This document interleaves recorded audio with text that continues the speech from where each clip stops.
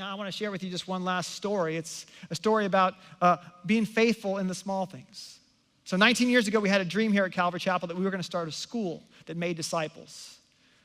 A school that focused on the discipleship of students spiritually, more than even academics and arts and sports, but that arts and sports and academics would be world class. And CCA started the first year in 2000 with just a few hundred students, but it's grown because God has faithfully brought gifted teachers and leaders and administrators, brought students and parents and families, and now people travel, sometimes from all over the country, sometimes from all over the world, to come to this school, CCA, which has become one of the largest Christian schools in the United States of America.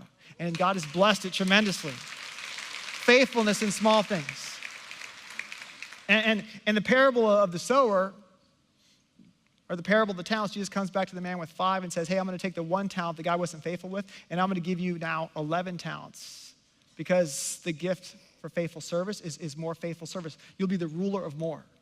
And sometimes God gives that level of influence so we can serve other people. You see, there's another school down the road, Hollywood Christian School, that for 58 years has done a phenomenal job in making disciples. But over this last year, the pastor of the church came to us and said, hey, we're probably going to have to close down this school. We just don't have the means to operate the school. And before we close it, we want to know, Calvary, would you come and sort of adopt the school and make it part of your school network? And so we spent a few months praying. And through Church United and these incredible relationships we've had with pastors in our community, we are now officially opening CCA Hollywood in partnership with Hollywood Christian School and Hollywood Community Church.